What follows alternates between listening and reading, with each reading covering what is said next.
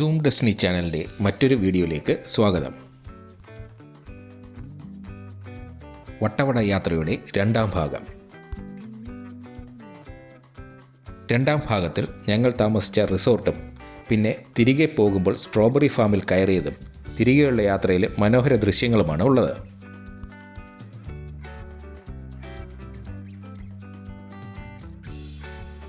ഇതാണ് വട്ടവടയിൽ ഞങ്ങൾ താമസിച്ച ക്യാമ്പ് നോയൽ എന്ന മനോഹരമായ റിസോർട്ട്. നല്ല ആംബിയൻസ്.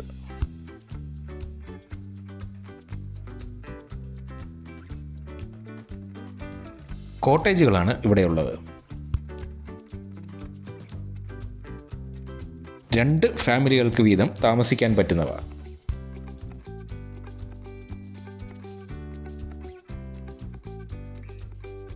ഒരു ഫാമിലിക്കാണെങ്കിലും താമസിക്കാം, പകുതിയായിട്ട് കിട്ടും. സ്വിമ്മിംഗ് പൂളുണ്ട്. ഉച്ചയ്ക്ക് പോലും നല്ല തണുപ്പാണ്.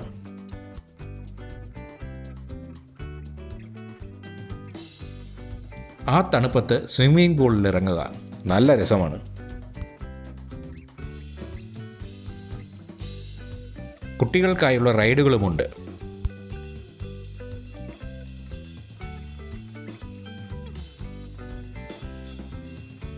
ഒരു മലഞ്ചെരുവിലാണ് ക്യാമ്പ് നോയൽ സ്ഥിതി ചെയ്യുന്നത്.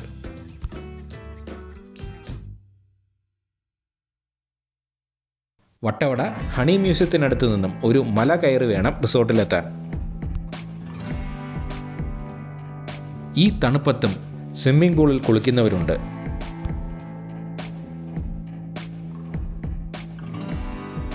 ശരിക്കും ഞങ്ങൾ യാത്ര പോയത് 3 മാസം മുമ്പാണ്, ഏപ്രിലിൽ. അപ്പോഴത്തെ വീഡിയോ ആണിത്.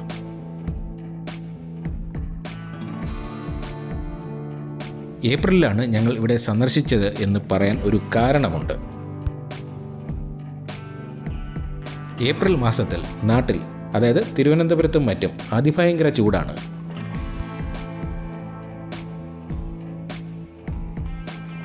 സഹിക്കാൻ പറ്റാത്ത ചൂട്. മഴയില്ല.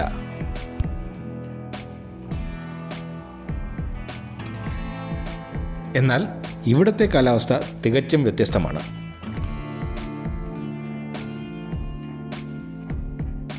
നല്ല തണുപ്പ്, മഴയും ഉണ്ടായിരുന്നു.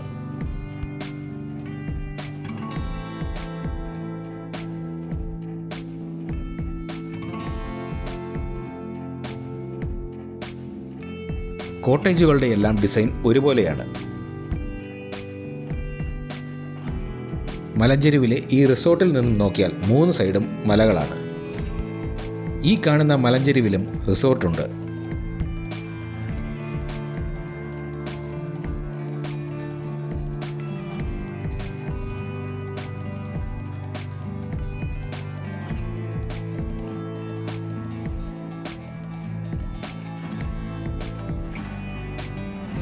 ആ കാണുന്ന മലയുടെ മുകളിൽ പുല്ല് ഉണങ്ങിക്കിടക്കുകയാണ്. മഴ ഈ കഴിഞ്ഞ ദിവസങ്ങളിലാണെന്ന് തോന്നുന്നു പെയ്തു തുടങ്ങിയത്.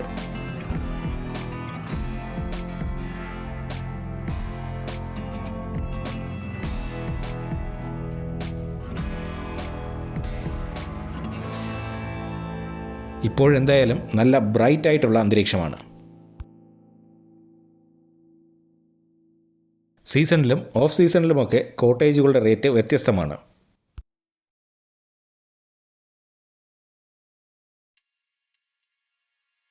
ഞങ്ങൾ താമസിക്കുന്ന കോട്ടേജ്.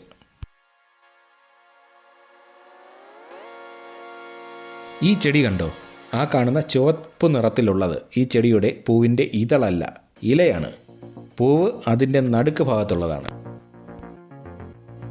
പോയൻസേറ്റയ യൂഫോറിയ എന്നാണ് ശാസ്ത്രീയ നാമം. അമേരിക്കയിലും മെക്സിക്കോയിലും ക്രിസ്മസ് അലങ്കാരത്തിന് ഉപയോഗിക്കുന്നു.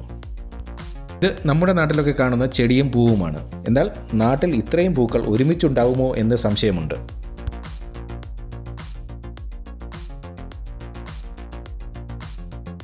ഈ പോയൻസേറ്റയ യൂഫോറിയ വിഷാംശമുള്ളവയാണ്.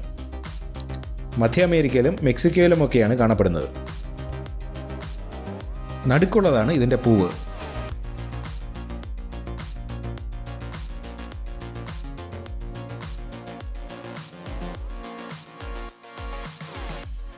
വെളുത്ത ഡാലിയ പൂക്കൾ. ഇവിടുത്തെ പൂക്കൾക്ക് നാട്ടിലുള്ളതിനേക്കാൾ സൈസ് കൂടുതലാണ്. ഇവിടുത്തെ റോസാപ്പൂക്കൾക്ക് നല്ലവണ്ണം വിടർത്തി വെച്ച നമ്മുടെ കൈപ്പത്തിയുടെ വലിപ്പമുണ്ട്.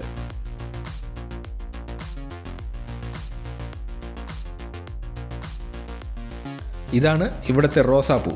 നല്ല വലിപ്പമുണ്ട്. സ്വിമ്മിംഗ് പൂളിൽ ഒരു കളിയും കുളിയും. സന്ധ്യ മയങ്ങിയ നേരം.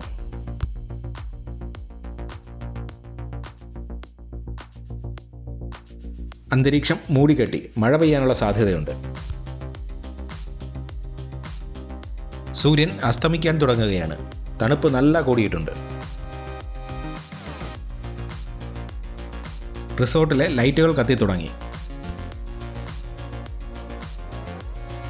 അസ്തമയത്തോടടുത്തപ്പോൾ ആകാശത്തിൻ്റെ നിറം കണ്ടോ? അടിപൊളി. വെളുത്ത മേഘങ്ങളെല്ലാം ചുവന്ന നിറത്തിലായി.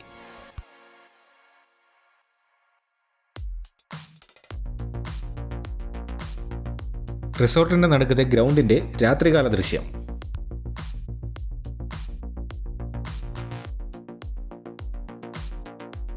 കുന്നിന് മുകളിൽ ആകാശത്ത് വെട്ടമുണ്ട്. വല്ലാത്തൊരു കാഴ്ച.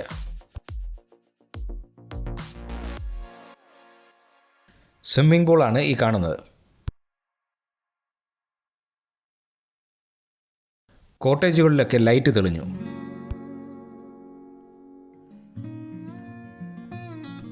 മൂൺ മോഡുള്ള ക്യാമറയിൽ ചന്ദ്രനെ ഒന്ന് സൂം ചെയ്ത് നോക്കാം. അടിപൊളി ദൃശ്യം. ചന്ദ്രനിലെ ക്രേറ്റേഴ്സൊക്കെ കാണാം.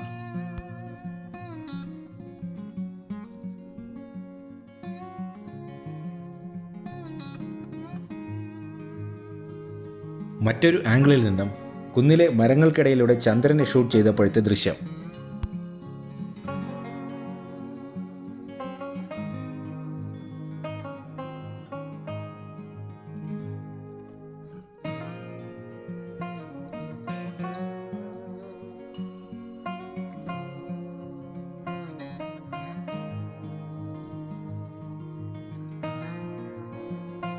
രാവിലെയായി.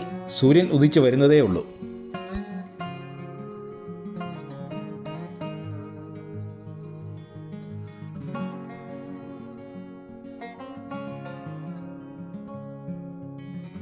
ഇന്നലെ കണ്ട അപ്പുറത്തെ മലയിലെ റിസോർട്ട് വളരെ വ്യക്തമായി കാണാം.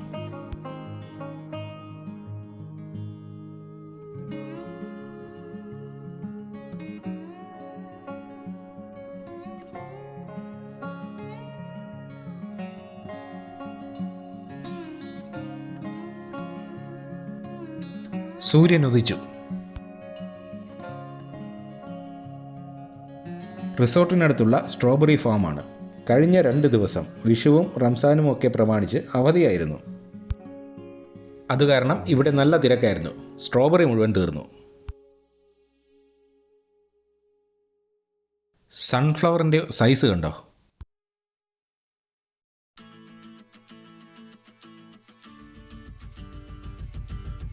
സ്ട്രോബെറി ചെടിയിൽ നിന്നും ഡയറക്റ്റായി പറിച്ചെടുക്കാം. കിലോഗ്രാമിന് 600 രൂപയോളം വരും. പക്ഷേ സ്ട്രോബെറി മുഴുവൻ തീർന്നു.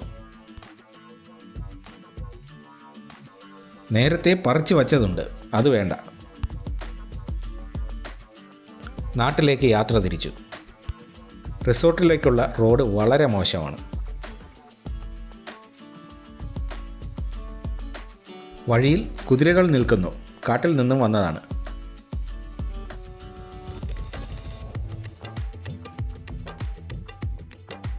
കുട്ടികളാണ്, പൊക്കം കുറവാണ്.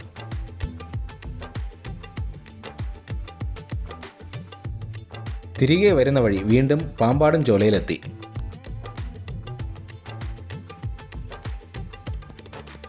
കഴിഞ്ഞ വീഡിയോയിൽ പാമ്പുകൾ നൃത്തമാടുന്ന സ്ഥലം എന്ന വീഡിയോയുടെ തമ്പനയിൽ കണ്ടിട്ട് പാമ്പെവിടെ എന്നുള്ള ചോദ്യം കമൻസായി ഉണ്ടായി. പാമ്പാടും ചോല എന്ന പേരിൻ്റെ അർത്ഥം പാമ്പുകൾ നൃത്തമാടുന്ന സ്ഥലം എന്നാണ്. ആ പേര് ഞാൻ കഴിഞ്ഞ വീഡിയോയുടെ തമ്പനയിലിൽ ഉപയോഗിച്ചു എന്നേ ഉള്ളൂ.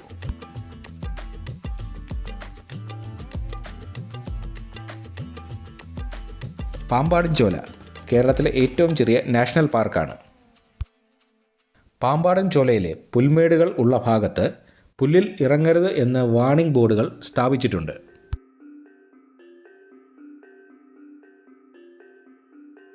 അതുകൊണ്ട് റിസോർട്ടിലേക്ക് വന്നപ്പോഴും തിരികെ പോകുമ്പോഴും വണ്ടി നിർത്തിയില്ല, ഇറങ്ങിയില്ല. വാർണിംഗ് ബോർഡുകൾ കണ്ടിട്ടും എന്തിനാണ് വെറുതെ ഇറങ്ങി വല്ല മൂർഖൻ്റെയോ രാജവെമ്പാലയുടെയോ കടി മേടിക്കുന്നത്?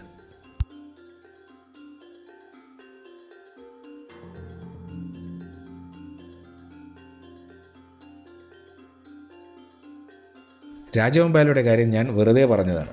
കേരളത്തിൽ രാജവെമ്പാല കുറവാണ്.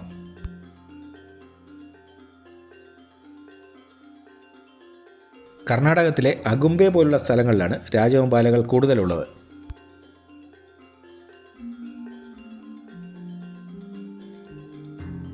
പഴയ മാൽഗുഡി ഡേയ്സ് സീരിയൽ ഷൂട്ട് ചെയ്ത സ്ഥലമാണ് അഗുംബെ. രാജവെമ്പാലയെ പറ്റി പറഞ്ഞപ്പോൾ ചില കാര്യങ്ങൾ കൂടി പറയാതെ വയ്യ. രാജവെമ്പാലയുടെ കടി കൊള്ളാതിരിക്കാൻ ശ്രമിക്കുക, മരണം ഉറപ്പാണ്. അതിൻ്റെ കാരണം ഞാൻ പറയാം. രാജവെമ്പാല വളരെ ഷൈ ആയിട്ടുള്ള, അതായത് നാണം കുണുങ്ങിയായിട്ടുള്ള ഒരു പാമ്പാണ്.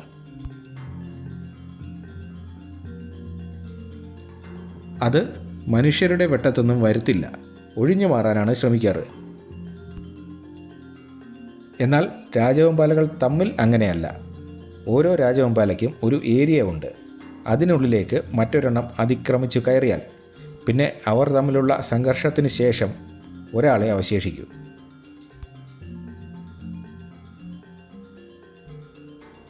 പുൽമേടുകളുള്ള സ്ഥലമെത്തി.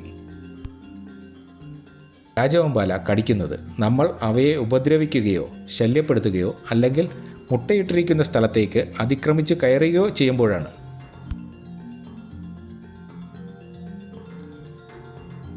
രാജവെമ്പാലകൾ ഏറ്റവും കൂടുതലുള്ള രാജ്യങ്ങളിലൊന്നാണ് ഇന്ത്യ. 150 കോടി ജനങ്ങളുമുണ്ട്. പക്ഷേ നാളിതുവരെ ഇന്ത്യയിൽ രാജവെമ്പാലയുടെ കടിയേറ്റ് മരിച്ചവരുടെ എണ്ണം വെറും 2 ആണ്. ഒന്ന് തിരുവനന്തപുരം മൃഗശാലയിലാണ്. കൂട് വൃത്തിയാക്കിയാൻ കയറിയ ജീവനക്കാരനെ രാജവെമ്പാല കടിച്ചു. പേടിച്ചിട്ടാണ് കടിച്ചത്. രണ്ടാമത്തേത് ആസാമിലാണ്. പാമ്പിനെ പ്രദർശിപ്പിക്കുന്നതിനിടെ പ്രദർശിപ്പിച്ച ആളിനെയാണ് കടിച്ചത്.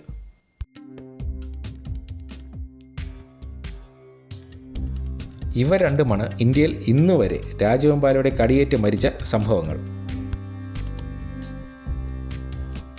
ഫോറസ്റ്റ് ഡിപ്പാർട്ട്മെൻറ്റിൻ്റെ ഓഫീസുകൾ കാണാം.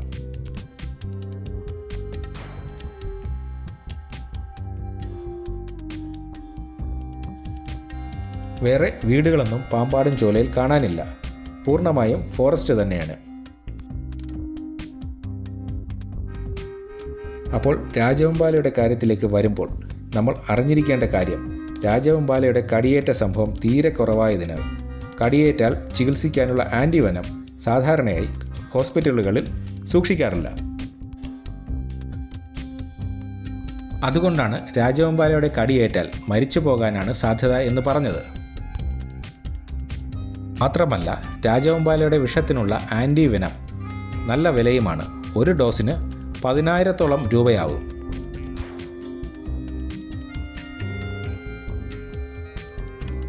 കർണാടകത്തിലെ അഗുംബെ പോലുള്ള വനപ്രദേശങ്ങൾക്കടുത്തുള്ള ഹോസ്പിറ്റലുകളിൽ ചിലപ്പോൾ അവൈലബിൾ ആയിരിക്കും. പാമ്പുകളുടെ വിഷം 2 ടൈപ്പാണ്, ന്യൂറോടോക്സിക്കും ഹെമോടോക്സിക്കും. രാജവെമ്പാലയുടേത് ന്യൂറോടോക്സിക്കാണ്. ന്യൂറോടോക്സിക് വിഷം നമ്മുടെ ന്യൂറൽ സിസ്റ്റത്തെയും പേശികളെയും ബാധിക്കും. ഇവയുടെ സെല്ലുകൾ ഡെഡ് ആകും, പേശികൾ നിശ്ചലമാകും, ശ്വാസകോശം പോലും നിശ്ചലമാകും. ശ്വാസം മുട്ടിയായിരിക്കും മരണം.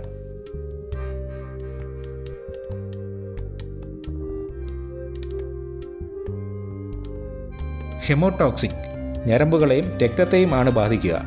അതുകൊണ്ടാണ് ചില പാമ്പുകൾ കടിക്കുമ്പോൾ ശരീരത്തിൻ്റെ നിറം നീലയോ കറുപ്പോ ഒക്കെ ആകുന്നത്.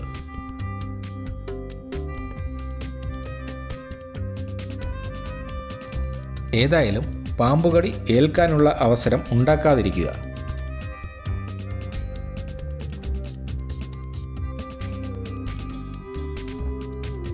പാമ്പാടും ചോലയിലൂടെയുള്ള യാത്ര ആയതുകൊണ്ടാണ് ഇത്രയും കാര്യങ്ങൾ പറയാൻ ഇടയായത്. ഒരു കാര്യം കൂടി പറഞ്ഞോട്ടെ, പാമ്പ് കടിയേറ്റാൽ മരിക്കുന്ന സമയത്തിൻ്റെ ദൈർഘ്യം കടിയേൽക്കുന്ന ജീവിയുടെ സൈസിനെയും കൂടി ആശ്രയിച്ചിരിക്കും. മനുഷ്യന് ഏതാനും മിനിറ്റുകൾ മുതൽ അരമണിക്കൂറോ 1 മണിക്കൂറോ ഒക്കെയാണെങ്കിൽ ആനയ്ക്കും മറ്റും 2, 4, 6 മണിക്കൂറുകൾ ഒക്കെയാണ് സമയമെടുക്കുന്നത്.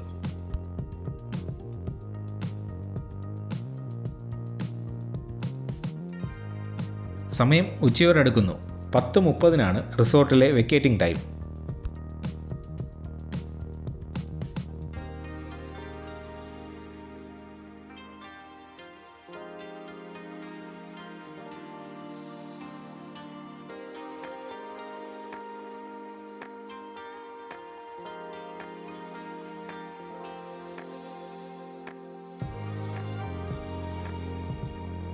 അങ്ങനെ പാമ്പാടും ചോല തീരാറായി.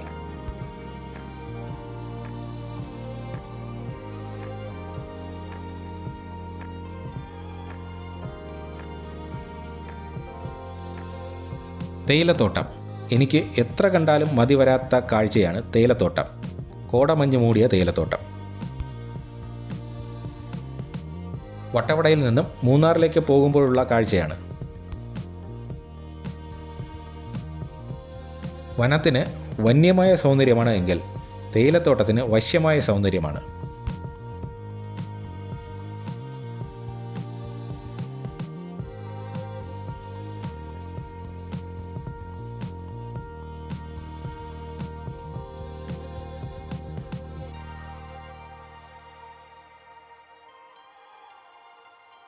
വട്ടവട പച്ചക്കറി കൃഷിക്കും വെളുത്തുള്ളി കൃഷിക്കും പേര് കേട്ടതാണ്.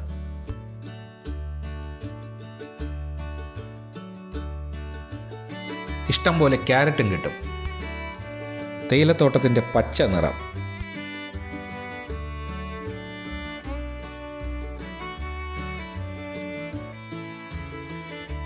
ആ പശു നടന്നു പോകുന്നത് കണ്ടോ? അതിൻ്റെ വഴിയിൽ നമ്മൾ പെട്ടുപോയാൽ എന്തു ചെയ്യും? ഒറ്റയ്ക്ക് കഴുത്തിൽ കയറോ മണിയോ ഒന്നുമില്ലാതെ നടന്നു പോവുകയാണ്.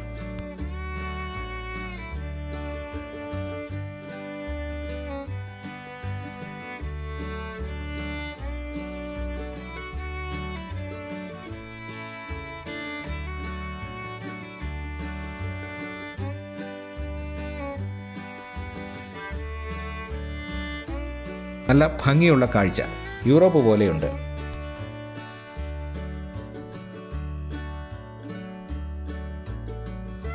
മലനിരകളിൽ തേയിലയും അതിനു പിന്നിൽ മരങ്ങളും.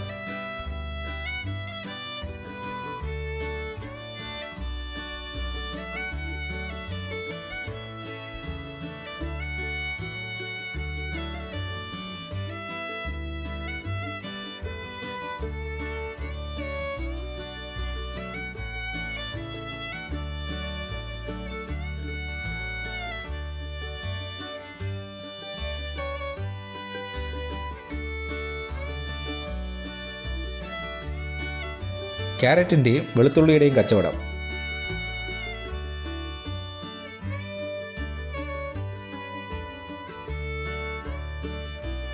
എങ്ങോട്ട് നോക്കിയാലും തേയിലത്തോട്ടമാണ്.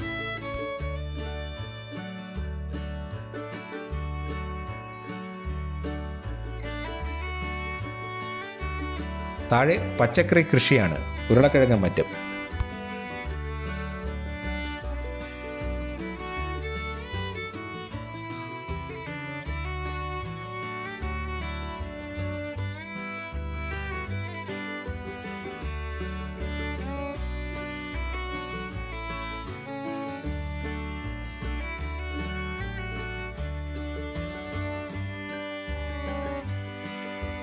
പുള്ളി പറയുന്നത് ആ താഴ്വാരത്തിൽ കൃഷി ചെയ്ത ക്യാരറ്റും ഉരുളക്കിഴങ്ങും മറ്റുമാണ് ഇവിടെ വിൽക്കുന്നത് എന്നാണ്.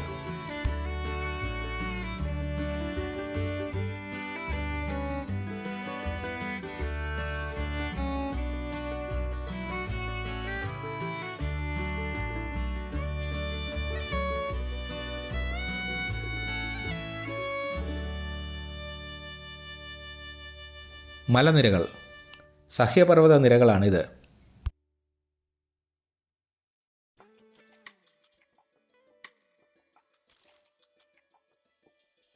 മാട്ടുപ്പെട്ടി ഡാമിൻ്റെ റിസർവോയർ ആണിത്.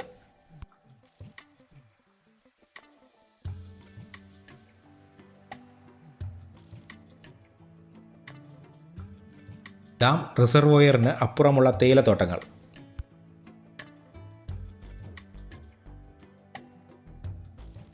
കുന്നിന് മുകളിലാണ്.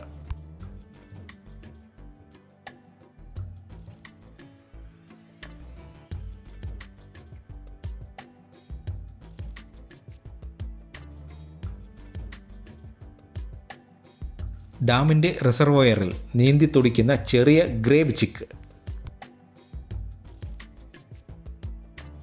താറാവിൻ്റെ വിഭാഗത്തിൽപ്പെടുന്നവയാണ്.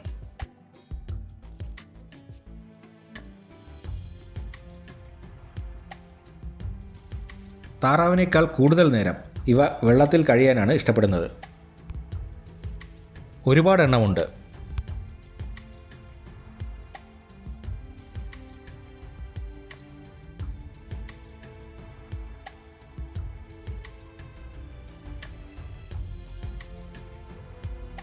ബ്ലോക്ക് അലക്ഷ്യമായ പാർക്കിംഗ് തന്നെയാണ് കാരണം.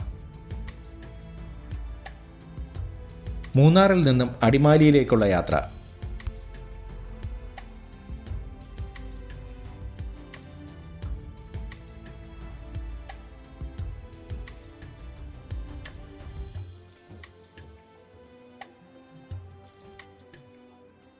അങ്ങനെ വട്ടവട യാത്ര തീരുകയാണ്.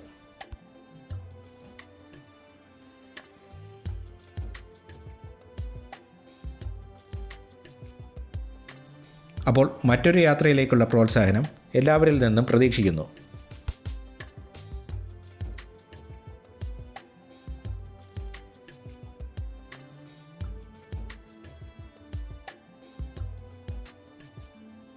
അപ്പോൾ അടുത്ത യാത്രയിൽ കാണാം. അതുവരേക്കും ഗുഡ് ബൈ.